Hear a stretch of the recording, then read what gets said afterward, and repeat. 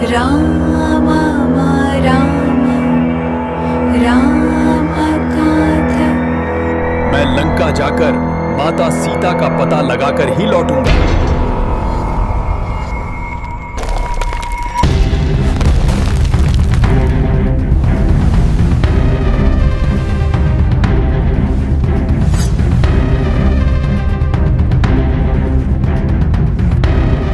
हम अयोध्या के राजकुमार हैं। मैं राम हूं और ये मेरे भाई लक्ष्मण हैं।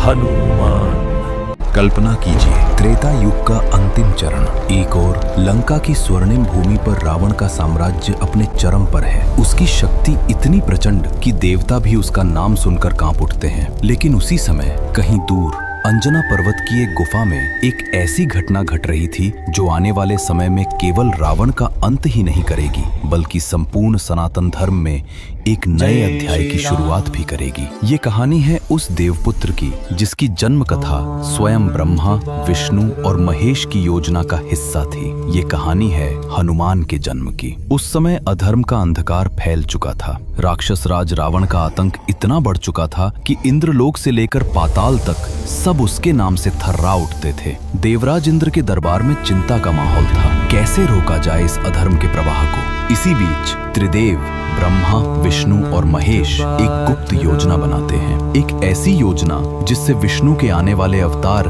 राम की सहायता की जा सके। और इस योजना का परिणाम था एक अद्वितीय शक्ति का जन्म। आज हम जानेंगे वो पूरी कहानी। हनुमान कैसे बने वायुपुत्र, उनकी जन्म की क्या रहस्यमय कथा है, बचपन में उन्होंने सूर्य को फल समझकर क्यों खाना चाहा, उन्हें अपनी शक्ति भूलनी क्यों पड़ी, और कैसे वे राम के सबसे विश्वसनीय भक्त बने। इन सारे सवालों के जवाब मिलेंगे आज की इस फैसिनेटिंग वीडियो में। त्रेता युग का वो समय जब लंका का स्वर्णिम महल आसमान को छूता था और उसके सिंहासन पर बैठा था राक्षस सम्राट रावण। ये केवल कोई साधारण असुर नहीं था, वो था महापंडित, वेदों का ज्ञाता, भगवान शिव का अनन्य भक्त, और सबसे बड़ी बात, उसने स्वयं ब्रह्मा जी से अमरता का वरदान प्राप्त किया था। लेकिन कहते हैं ना, जहां ज्ञान होता है वहां विनम्रता होनी चाहिए। पर रावण के साथ उल्टा हुआ। ज्ञान और शक्ति के साथ साथ उसके हृदय में अहंकार का विष भी घुल चुका था।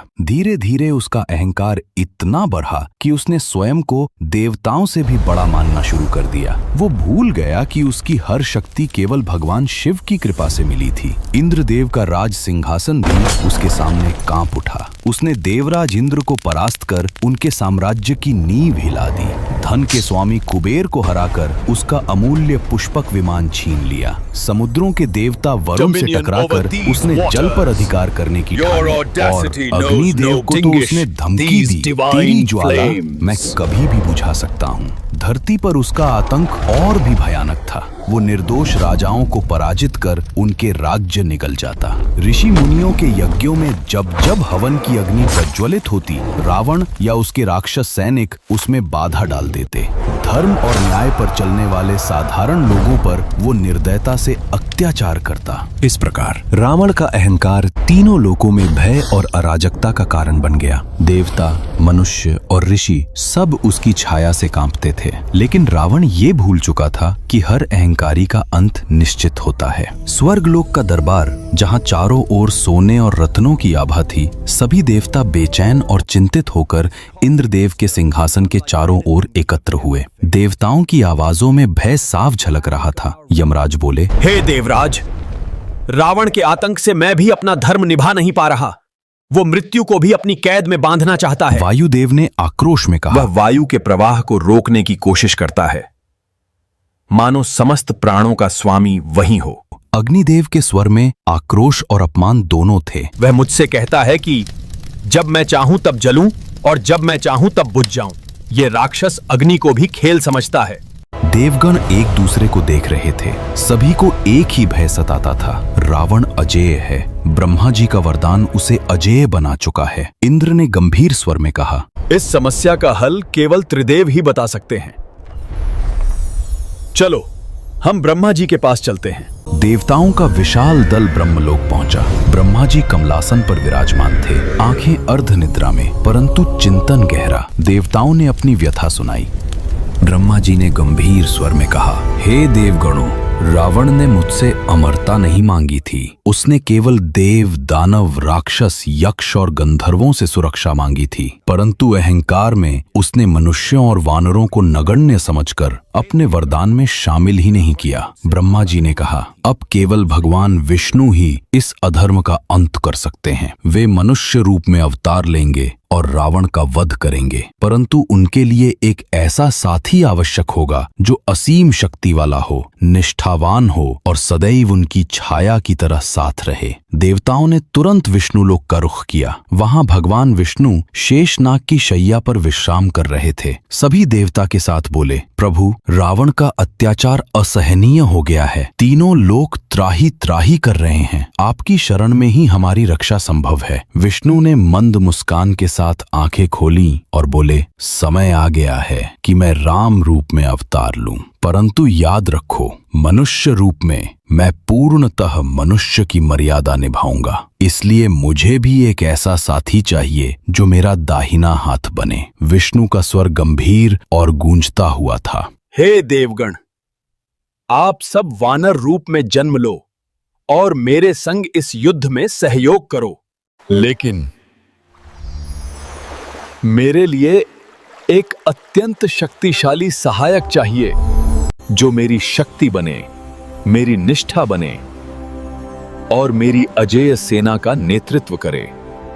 और यही वो क्षण था जब देवताओं के मन में प्रश्न उठा, वो कौन होगा जो राम का परम साथी बनकर रावण का अंत सुनिश्चित करेगा। देवताओं का विशाल दल हिमालय की ऊंचाइयों को पार करता हुआ कैलाश पर्वत पहुंचा, जहां बर्फ से ढके शिखर सूर्य की किरणों में सोने सा दमक रहे थे। वहां त्रिलोकनाथ महादेव समाधि में लीन विराजमान थे। देवताओं ने झुककर प्रार्थना की और सारी व्यथा सुनाई। महादेव ने धीरे धीरे नेत्र खोले। उनके होठों पर हल्की मुस्कान उभरी और वे बोले, हे देवगण, रावण भले ही मेरा परम भक्त है, उसने कैलाश की गोद में आकर तप किया है, परंतु अब वह भक्ति से भटककर अधर्म के मार्ग पर बढ़ चुका है। अहंकार ने उसके ज्ञान को ढंक लिया है और जब कोई धर्म से भटकता है उसका विनाश निश्चित होता है। महादेव का स्वर अब और गंभीर हुआ। आपकी समस्या का समाधान मेरे पास है। मैं अपने अंश से एक ऐसे वीर को जन्म दूंगा जो न केवल अतुलनीय शक्ति का स्वामी होगा, बल्कि भगवान विष्णु के राम रूप का परम भक्त भी होगा। वह राम के लिए अपनी आत्मा तक समर्पित कर देगा। उसकी भक्ति अड़िग होगी। महादेव ने क्षण भर मौन रहकर आगे कहा, परंतु इस दिव्य संतान के लिए एक योग्य माता चाहिए। ऐसी माता जिसका हृदय निर्मल हो, जिसमें त्याग और भक्ति का सागर बसा हो। केवल वही इस अद्भुत संतान को जन्म देने योग्य होगी। देवताओं के हृदय में अब उत्सुकता जाग उठी। सबके मन में एक ही प्रश्न गूंज रहा था, कौन होगी वो माता जिसकी कोख से जन्म लेगा ये अतुलनीय वीर। दक्षिण भारत के घने और रहस्यमयी जंगल, जहां ऋष्यमुख पर्वत की ऊंचाइयां बादलों को छूती थीं, वहीं एक अत्यंत सुंदर और पुण्यशालिनी वानरी रहती थी, अंजना। परंतु अंजना कोई साधारण वानरी नहीं थी। उसकी आत्मा में छिपा था एक रहस्य, क्योंकि वो पूर्व जन्म में इंद्रलोक की अद्वितीय अप्सरा पुंजिकस्थला थी। पुंजिकस्थला इंद्र के दरबार की सबसे मोहक, सबसे मनोहर अप्सराओं में से एक। उसकी छवि को देखकर देवता भी मंत्रमुग्ध हो जाया करते थे। लेकिन एक दिन उसके सौंदर्य और चंचलता ने उसे भारी मूल्य चुकाने पर मजबूर कर दिया। वो ऋषि केशरी की कठोर तपस्या के समय उनके ध्यान में विघ्न डाल बैठी। ऋषि का ध्यान टूटा। उनकी आंखें क्रोध से लाल हो उठी। ऋषि ने कठोर स्वर में शाप दिया, हे अप्सरा, तूने मेरी तपस्या में बाधा डाली है, इसलिए तुझे वानर योनि में जन्म लेना होगा। नहीं, नहीं। पुंजिकस्थला स्तब्ध रह गई। उसके नेत्रों से आंसू बहने लगे, परंतु ऋषि का हृदय भी करुणा से भरा था। उन्होंने आगे कहा, लेकिन तेरी भक्ति और शुद्ध हृदय को देखकर मैं तुझे एक वरदान देता हूं। तेरी कोख से एक ऐसा पुत्र जन्म लेगा जो संसार का सबसे महान भक्त कहलाएगा। और इस प्रकार अप्सरा पुंजिक स्थला ने अगला जन्म लिया, वानरी अंजना के रूप में। वानर रूप में जन्म लेने के बाद अंजना का विवाह हुआ केशरी से। केशरी कोई साधारण वानर नहीं था, वो सुमेरु पर्वत का पराक्रमी राजा था। अंजना और केशरी दोनों एक आदर्श जोड़ी थे, परंतु विवाह के अनेक वर्षों बाद भी उनकी गोद सूनी थी। अंजना का हृदय मातृत्व के लिए व्याकुल हो उठता। वो रातों को आकाश की ओर निहार कर आंसू बहाती और प्रार्थना करती, हे प्रभु, मुझे भी वह सौभाग्य दो कि मैं संतान का मुख देख सकूं। वो अपने पति केशरी से विदा लेकर अकेली निकल पड़ी। दक्षिण भारत के पवित्र पर्वत अंजना पर्वत की एक गहरी गुफा को उसने अपना आश्रय बना लिया। उस गुफा के भीतर अंधकार और एकांत था, परंतु अंजना का मन केवल एक प्रकाश से आलोकित था, शिव नाम का जप। दिन रात वो ओम नमः शिवाय का जप करती रहती। उसकी आंखों में केवल एक ही स्वप्न था, वीर पुत्र की प्राप्ति। 12 वर्षों की कठोर साधना ने ब्रह्मांड को हिला दिया। अंततः अंजना की भक्ति से प्रसन्न होकर स्वयं महादेव प्रकट हुए। उनकी वाणी गूंजी, हे पुत्री अंजना, तुम्हारी तपस्या ने मुझे अत्यंत प्रसन्न किया है। मांगो, तुम्हें क्या वरदान चाहिए? अंजना की आंखों से आंसू बह निकले। कंपित स्वर में उसने कहा, हे महादेव, मुझे एक ऐसा पुत्र दीजिए जो वीर हो, बलशाली हो, धर्मनिष्ठ हो और जो संसार में आपका और भगवान विष्णु का यश फैलाए। महादेव मुस्कुराए और बोले, तथास्तु, तुम्हें एक ऐसा पुत्र प्राप्त होगा जो मेरे अंश से उत्पन्न होगा। वह अतुलनीय बल का स्वामी होगा। उसके पास अष्ट सिद्धियां और 9 निधियां होंगी। वह आने वाले विष्णु अवतार राम का सबसे महान भक्त बनेगा। फिर महादेव ने रहस्यमयी स्वर में आगे कहा, परंतु यह जन्म साधारण नहीं होगा। इस कार्य में स्वयं वायुदेव की सहायता लेनी होगी। भगवान शिव ने वायुदेव को बुलाया और कहा, हे वायुदेव, तुम्हें एक विशेष कार्य सौंपा जा रहा है। अंजना की गर्भ में जो तेज प्रवेश करेगा वो मेरे अंश का होगा, लेकिन उसे पोषित करने का काम तुम्हारा है। इसलिए जो पुत्र जन्म लेगा वो तुम्हारा भी पुत्र कहलाएगा। तुम्हारे गुण उसमें होंगे, वेग, गति, शक्ति और हर जगह पहुंचने की क्षमता। वो पवन पुत्र, वायु पुत्र, मारुति के नाम से प्रसिद्ध होगा। वायुदेव ने प्रसन्नता से कहा, ये मेरे लिए गौरव की बात है महादेव। मैं पूरी निष्ठा से इस कार्य को पूरा करूंगा। एक दिन जब अंजना प्रातःकाल सूर्य उपासना कर रही थी, उसी समय वायुदेव ने भगवान शिव के तेजस्वी अंश को एक दिव्य प्रकाश के रूप में अंजना के मुख के द्वारा उसके गर्भ में पहुंचाया। इस दिव्य क्षण में आकाश में देवताओं के फूलों की वर्षा हुई। पूरा अंजना पर्वत दिव्य प्रकाश से भर गया। आकाशवाणी हुई कि महान वीर का जन्म होने वाला है। जब अंजना ने गर्भ धारण किया तो पूरा वातावरण चमत्कारिक रूप से बदलने लगा। वन में फूलों की बहार आ गई, नदियां मधुर जल से बहने लगी और हवा में दिव्य सुगंध फैल गई। अंजना का रूप और भी तेजस्वी हो उठा। उसके चेहरे पर अद्भुत आभा थी। मन हमेशा प्रसन्न रहता और वो भजन कीर्तन में लीन रहने लगी। उसकी शक्ति और सहन शक्ति भी असाधारण हो गई। इन परिवर्तनों का असर आसपास के जीवों पर भी दिखा। हिंसक पशु शांत हो गए, पक्षी मधुर गान करने लगे और वानरों के बीच हर्ष का वातावरण छा गया। जब केशरी को ये शुभ समाचार मिला तो उसकी प्रसन्नता का ठिकाना न रहा। उसने मंदिर बनवाए, यज्ञ हवन कराए, गरीबों को अन्न वस्त्र बांटे और ब्राह्मणों को भोजन कराया। चैत्र मास की पूर्णिमा की वो पावन रात, प्रातः काल का समय, अंजना पर्वत की गुफा, यही था वो क्षण जब संसार को उसका सबसे महान भक्त और अद्वितीय योद्धा मिलने वाला था। जैसे ही सूर्योदय से पहले आकाश में लालिमा फैली, अंजना को प्रसव पीड़ा हुई और उसी दिव्य पल में जन्म हुआ हनुमान जी का। आकाश में ग्रह नक्षत्र शुभ स्थिति में आ गए। सूर्य अद्भुत तेज से चमक उठा। चंद्रमा दिन में ही दिखाई देने लगा। आकाश से दिव्य संगीत गूंज उठा। धरती भी उत्सव में डूब गई। समुद्र शांत हो गया, पर्वत स्थिर हो गए, वायु मधुर होकर बहने लगी और सभी जीव जंतु शांत हो गए। देवलोक में आनंद की वर्षा होने लगी। इंद्र ने अमृत बरसाया, गंधर्वों ने गान किया, अप्सराओं ने नृत्य किया और देवताओं ने पुष्प वर्षा की। उसका शरीर सुनहरी आभा लिए था, लाल कमल सा मुख, बड़ी करुणामयी और वीरता से भरी आंखें, शक्तिशाली हाथ पैर और अद्भुत शक्ति से युक्त पूंछ। जन्म लेते ही उसकी गर्जना जैसी रोने की आवाज ने पर्वत को हिला दिया और दूर दूर तक गूंज गई। वानरों ने उसी क्षण समझ लिया, एक असाधारण वीर, भविष्य का महानायक जन्म ले चुका है। अंजना और केसरी की गोद जब दिव्य पुत्र से भरी तो कुछ ही दिनों बाद भव्य नामकरण संस्कार का आयोजन हुआ। ऋषि मुनियों और वानर कुल के प्रमुखों की उपस्थिति में शिशु को नाम दिया गया हनुमान। हनु का अर्थ है हनन करने वाला और मान का अर्थ है दुष्टों का, अर्थात दुष्टों का संहार करने वाला। इसके अतिरिक्त उनके कई और नाम प्रचलित हुए। आंजनेय, अंजना का पुत्र, पवनसुत, पवनदेव का पुत्र, मारुति, वायुदेव से उत्पन्न, बजरंगबली, वज्र समान कठोर शरीर वाला, संकट मोचन, संकटों को हरने वाला। इन नामों में छिपी थी उस महाबली की महागाथा। हनुमान का बचपन किसी साधारण बालक जैसा नहीं था। जन्म के कुछ ही दिनों में उनकी अलौकिक शक्तियां प्रकट होने लगी। वे बड़े बड़े पत्थरों को खिलौनों की तरह उठा लेते, पेड़ों को हिलाकर फल गिरा देते, अपनी लंबी पूंछ से वन्य पशुओं को डरा देते। उन्होंने इतनी तेज दौड़ना शुरू कर दिया कि हवा भी पीछे छूट जाए। वृक्षों पर कूद फांद करना उनकी दिनचर्या बन गई। छोटे छोटे राक्षसों को देख वे गर्जना कर उन्हें भगा देते। आकाश में उड़ना उनका खेल बन गया। पर्वत शिखरों पर छलांग लगाते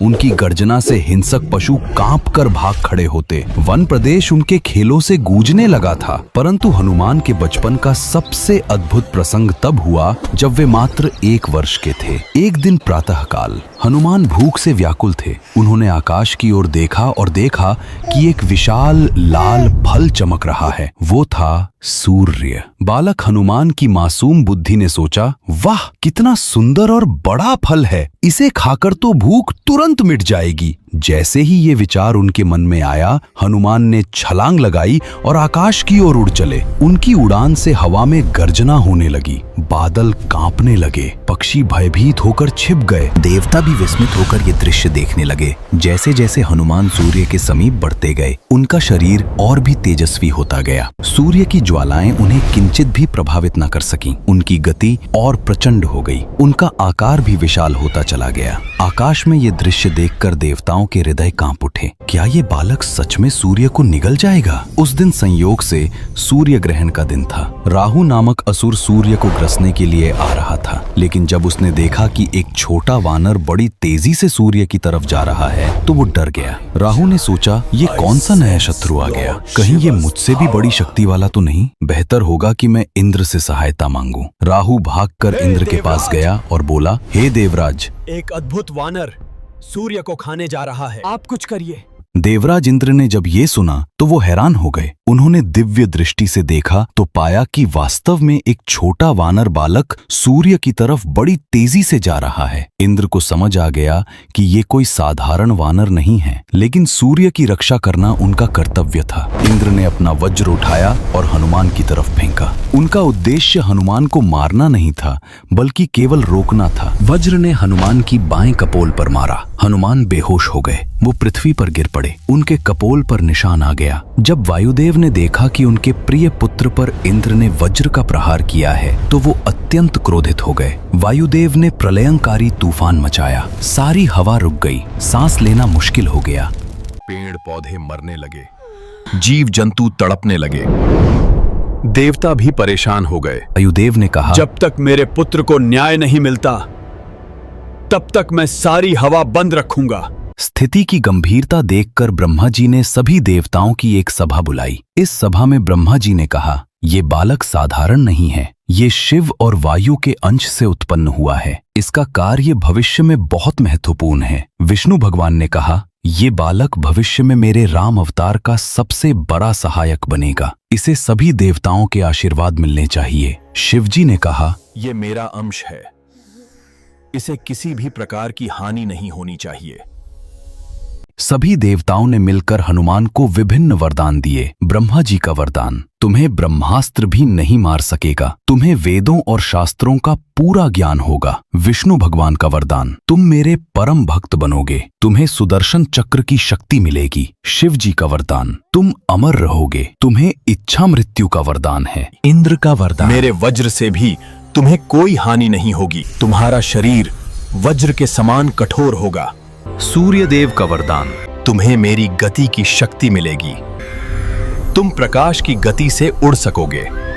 वायुदेव का वरदान। तुम्हें मेरी सारी शक्तियां मिलेंगी, तुम हर जगह पहुंच सकोगे। यमराज का वरदान। तुम्हें मृत्यु का कोई भय नहीं रहेगा। वरुण देव का वरदान। पानी तुम्हें कोई हानि नहीं पहुंचा सकेगा। कुबेर का वरदान। तुम्हें धन संपत्ति की कभी कमी नहीं होगी। विश्वकर्मा का वरदान। तुम सभी प्रकार के अस्त्र शस्त्रों से सुरक्षित रहोगे। सभी देवताओं के वरदान पाने के बाद हनुमान में असीमित शक्ति आ गई, लेकिन चूंकि वो अभी भी बालक थे, इसलिए वो इस शक्ति का दुरुपयोग करने लगे। वो ऋषि मुनियों की तपस्या में बाधा डालते थे, यज्ञ हवन में फल फूल फेंकते थे, साधु संतों के कमंडल चुराकर छुपा देते थे आश्रमों में, तोड़ फोड़ मचाते थे, पेड़ों को जड़ से उखाड़ देते थे। जब हनुमान की शरारतें बढ़ गईं, तो ऋषि मुनि बहुत परेशान हो गए। वे समझ गए कि ये बालक असाधारण शक्तिशाली है, लेकिन अभी इसमें विवेक नहीं आया है। कई ऋषियों ने मिलकर सोचा कि इस बालक को कैसे नियंत्रित किया जाए। अंत में उन्होंने एक सभा बुलाई। महर्षि भृगु ने सुझाव दिया,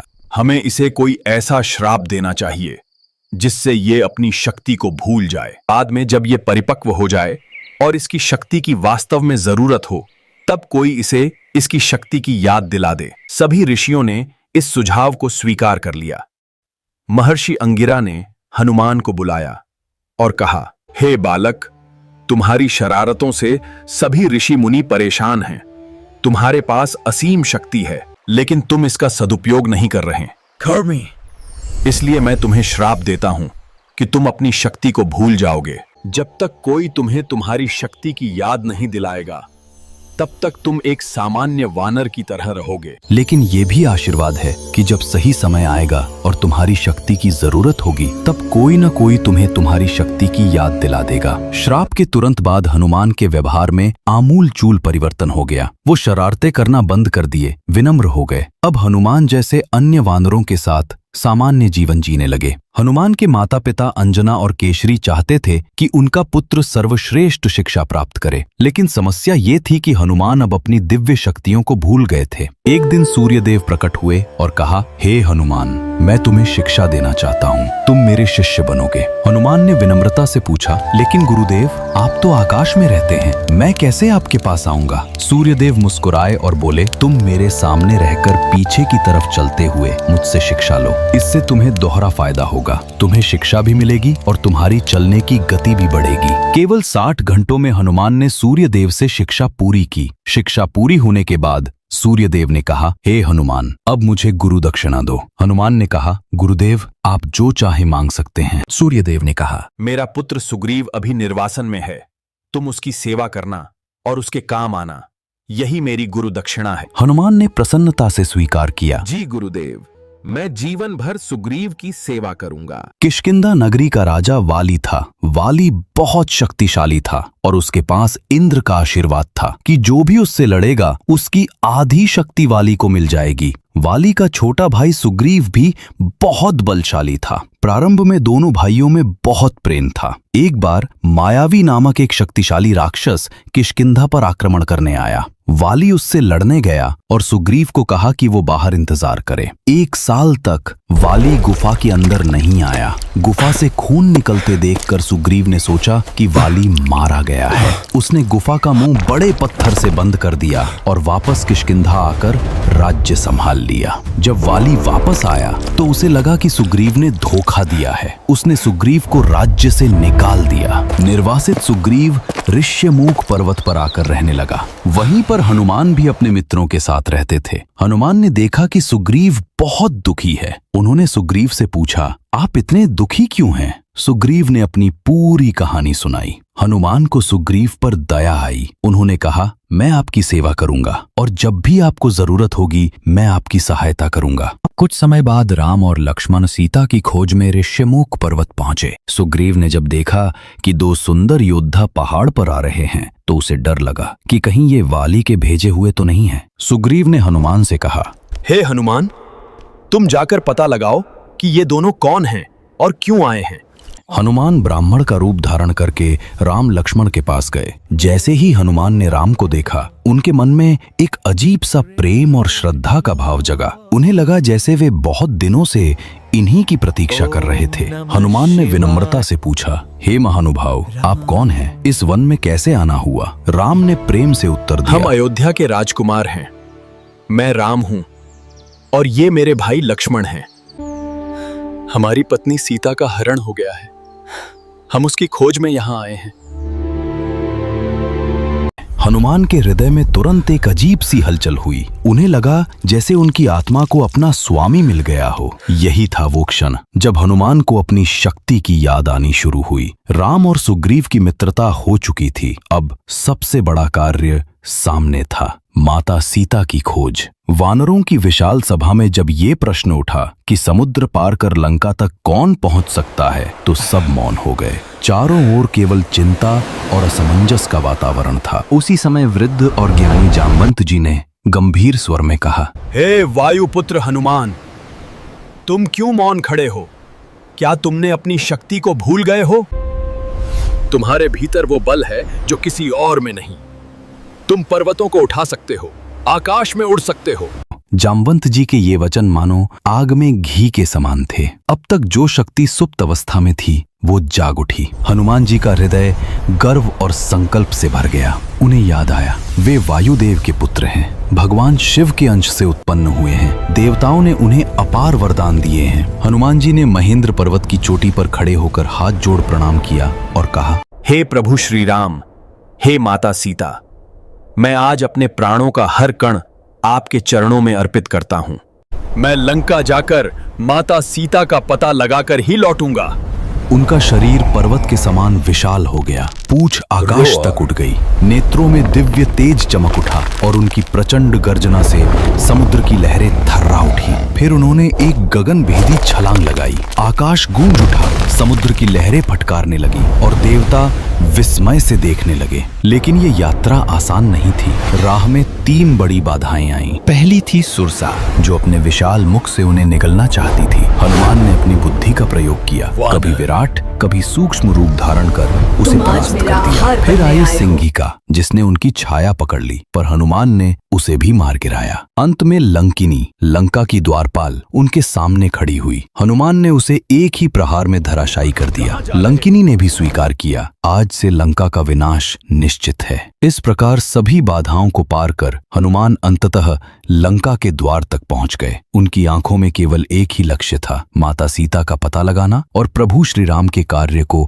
सिद्ध करना। लंका की स्वर्ण नगरी में प्रवेश कर हनुमान चारों ओर निहारते रहे। हर जगह राक्षसों की चहल पहल, महलों की भव्यता और पहरे की कठोरता थी, लेकिन उनके मन में केवल एक ही लक्ष्य था, माता सीता का पता लगाना। अंततः उनकी दृष्टि उस स्थान पर जाकर ठहर गई जिसे अशोक वाटिका कहा जाता था। ये वही स्थान था जहां रावण ने माता सीता को बंदी बनाकर रखा था। वाटिका के मध्य एक अशोक वृक्ष के नीचे वे बैठी थीं। हनुमान ने उन्हें देखा तो उनका हृदय करुणा से भर आया। सीता जी का रूप अब वैसा नहीं रहा था जैसा मिथिला की राजकुमारी का हुआ करता था। वे अत्यंत कृशकाय हो गई थी। उनके वस्त्र मैले और अस्त व्यस्त थे। आंखों से आंसुओं की धारा निरंतर बह रही थी। होठों पर केवल एक ही नाम था, राम राम।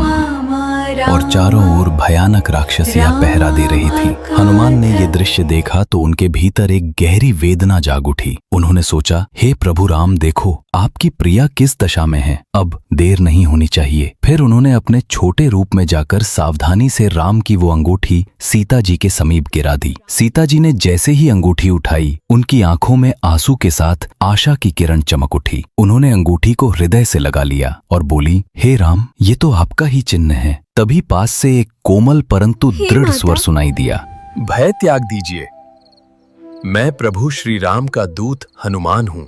प्रभु ने आपको ये अंगूठी भेजी है ताकि आप जान लें कि शीघ्र ही वे स्वयं आपको लेने यहाँ आएंगे। हे वीर हनुमान, तुम धन्य हो।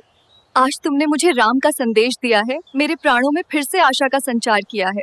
सीता जी ने हनुमान को आशीर्वाद दिया। उनकी आंखों से आंसू बह रहे थे, पर इस बार ये आंसू दुख के नहीं बल्कि विश्वास और स्नेह के थे। हनुमान ने विनम्रता से सिर झुकाया और प्रणाम किया। उस क्षण अशोक वाटिका का वातावरण भी मानो पवित्र और आलोकित हो उठा।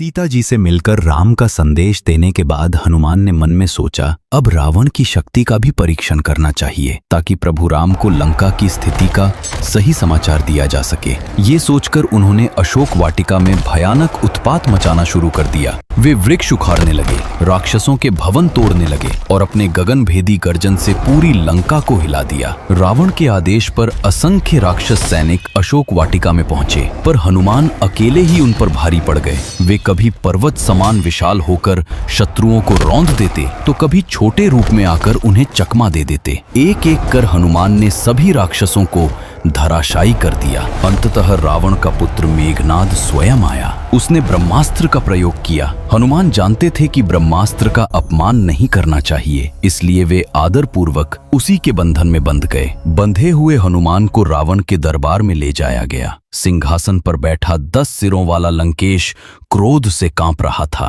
पर हनुमान निर्भीक खड़े रहे। उन्होंने कहा, हे रावण, अभी भी समय है। प्रभु श्री राम की शरण में आ जाओ। उनका नाम लेने से तुम्हारे समस्त पाप नष्ट हो सकते हैं। रावण गर्व से हंसा और क्रोध में आकर बोला,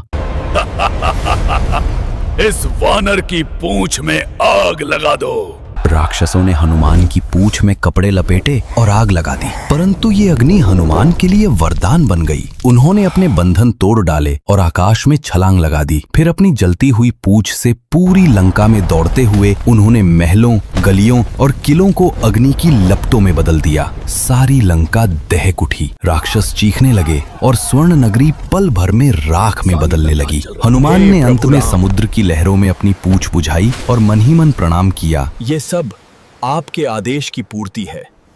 सीता जी को देकर हनुमान पुनः समुद्र लांघ कर लौटे और प्रभु राम के सामने उपस्थित हुए। प्रभु, मैंने माता सीता जी को खोज लिया है। वे अशोक वाटिका में हैं, दुखी किंतु स्वस्थ हैं। राम हे का पवन हृदय सुत, प्रसन्न हो उठा। आज तुमने उन्होंने जो हनुमान कार्य को किया गले है, लगाकर वो कहा, देवता हे भी नहीं पवन कर सुत, सकते थे। आज तुम्हें तुम जो सदा कार्य मेरे किया है, सबसे वो प्रिय भक्त देवता भी रहोगे। नहीं कर सकते थे। तुम सदा मेरे सबसे प्रिय भक्त रहोगे। उस क्षण से हनुमान केवल एक दूत नहीं रहे, वे राम भक्ति का सजीव स्वरूप बन गए। लंका युद्ध भयानक रूप ले चुका था। रावण का पुत्र मेघनाद रणभूमि में उतरा और उसने अपनी मायावी शक्तियों से देवताओं तक को भयभीत कर दिया। अचानक उसने शक्ति बाण चलाया जो सीधे लक्ष्मण जी के वक्षस्थल में लगा। लक्ष्मण मूर्छित होकर भूमि पर गिर पड़े। संपूर्ण सेना शोक में डूब गई। राम शोकाकुल हो उठे और बोले, यदि आज लक्ष्मण न बच सके तो मेरा जीवन भी निरर्थक है। वैद्य सुश्रुत सदृश वैद्यराज ने कहा, राजकुमार लक्ष्मण का जीवन केवल एक औषधि से बच सकता है, संजीवनी बूटी। ये हिमालय के द्रोणागिरी पर्वत पर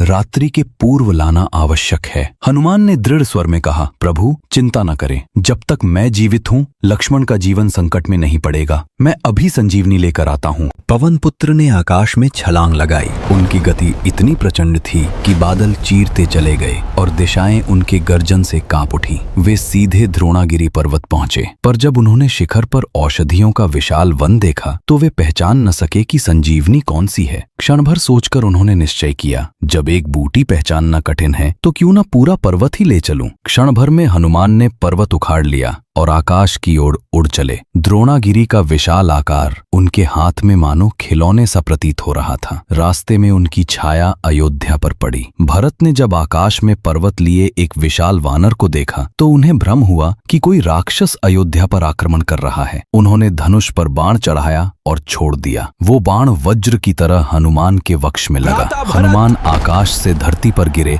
और तत्काल बोले, भ्राता भरत, मैं कोई शत्रु नहीं, आपका सेवक हूँ। मैं प्रभु राम का दूत हनुमान हूँ। ये पर्वत में लक्ष्मण जी के प्राण बचाने हेतु ले जा रहा हूँ। भरत की आंखें आंसुओं से भर गईं। उन्होंने तुरंत हनुमान को उठाया और हृदय से लगाया। भरत ने कहा, भाई राम को मेरा प्रणाम कहना। उनके चरणों में मेरी अटूट भक्ति और आशीर्वाद सदा रहेगा। आशीर्वाद लेकर हनुमान पुनः वेग से लंका की ओर बढ़े। युद्ध के बीच एक और संकट आया। पाताल के राजा अहिरावण ने छल से राम और लक्ष्मण को बंदी बना लिया और अपने महल ले गया। वहां वो उनका बलिदान करने की तैयारी कर रहा था, परंतु हनुमान को कौन रोक सकता था। वे पाताल में उतरे और अपनी असुर मर्दिनी शक्ति से अहिरावण का वध किया। राम लक्ष्मण को मुक्त कराकर वे उन्हें विजयी भाव से लेकर वापस रणभूमि में लौटे। अंततः धर्म की विजय हुई। राम के बाण से रावण का अंत हुआ और विभीषण को लंका का राजा बनाया गया। सबसे पहले हनुमान ही दौड़े दौड़े अशोक वाटिका पहुंचे। वहां माता सीता अब भी विरह वेदना में डूबी थीं। हनुमान ने नम्रता से माता? प्रणाम किया और बोले, आज आपके कष्टों का अंत हो गया। रावण का वध हो चुका है और प्रभु राम ने आपको लेने का समय आ पहुंचा है।